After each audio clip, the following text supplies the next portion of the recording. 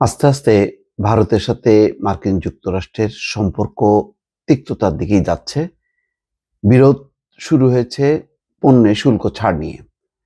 সেখানে খবরে বলা হচ্ছে মার্কিন পণ্যে শুল্ক আরোপ নিয়ে ভারতকে আবার সতর্ক করলেন ট্রাম্প। অর্থাৎ মার্কিন পণ্যে শুল্ক আরোপ করা হচ্ছে আর ভারতের পণ্যে সেখানে শুল্ক আরোপ করা হচ্ছে না। তো কেন মার্কিন যুক্তরাষ্ট্রের পণ্যে শুল্ক আরোপ করা হচ্ছে সেই কারণে ডোনাল্ড ট্রাম্প ভীষণভাবে ক্ষুব্ধ। সেই কারণে ভারতকে আবারও সতর্ক করেছে। শেষ পর্যন্ত পরিস্থিতি কোন দিকে যাবে বলা যাচ্ছে না। প্রথম নরেন্দ্র মোদী মনে করেছিলেন যে বাইডেনের বদলে ট্রাম্প যদি ক্ষমতায় থাকে তাহলে তার জন্য ব্যাপক সুবিধা, এই অঞ্চলের সে মাতব্বরি করবে। কিন্তু ট্রাম্প অত্যন্ত বৈশ্বিক এবং ব্যবসায়ী মানুষ। সে তার ক্ষতি হবে, অর্থাৎ তার দেশের ক্ষতি হবে এমন কোনো বিষয়ে কাউকেই ছাড় দেবে না। সেই নরেন্দ্র মোদী হোক, পুতিন হোক আর যেই হোক না কেন। এখানে বলা হচ্ছে যে মার্কিন পণ্যের উপর শুল্ক আরোপের বিষয়ে আবারও ভারতকে সতর্ক করেছেন যুক্তরাষ্ট্রের নবনির্বাচিত প্রেসিডেন্ট ডোনাল্ড ট্রাম্প।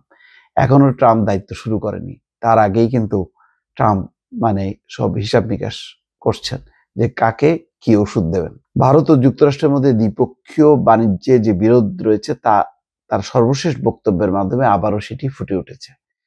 কিছুদিন আগেই ট্রাম্প ভারতকে শুল্কের একটি বেশ বড় অপব্যবহারকারী হিসাবে বর্ণনা করেছিলেন।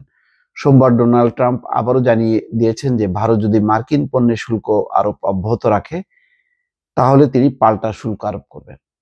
তিনি বলেন, তারা যদি কর আরোপ করে আমরাও একই পরিমাণ কর আরোপ করব। তারা কর আরোপ করুক, আমরাও করব, এবং তারা প্রায় সব ক্ষেত্রেই আমাদের উপর কর আরোপ করছে, কিন্তু আমরা এখনো কর আরোপ করিনি। অর্থাৎ বলছেন যে আমাদের সমস্ত পণ্যে কর আরোপ করতেছে ভারত, কিন্তু ভারতীয় পণ্যে আমরা এখনো কর আরোপ করছি না।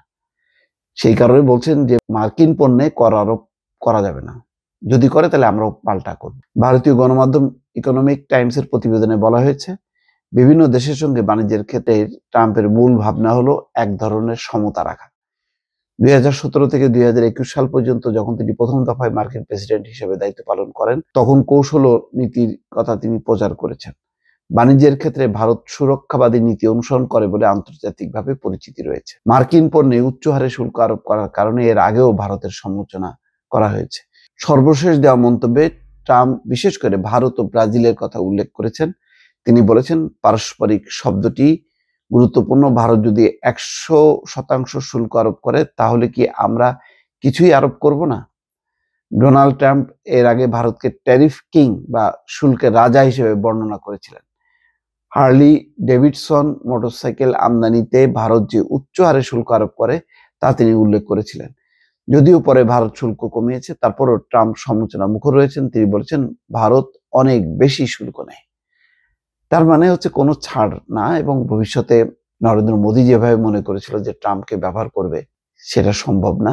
সেটা রাজনৈতিক ক্ষেত্রে হোক, অর্থনৈতিক ক্ষেত্রে হোক, সব ক্ষেত্রেই। দর্শক ভালো থাকবেন। আল্লাহ হাফেজ।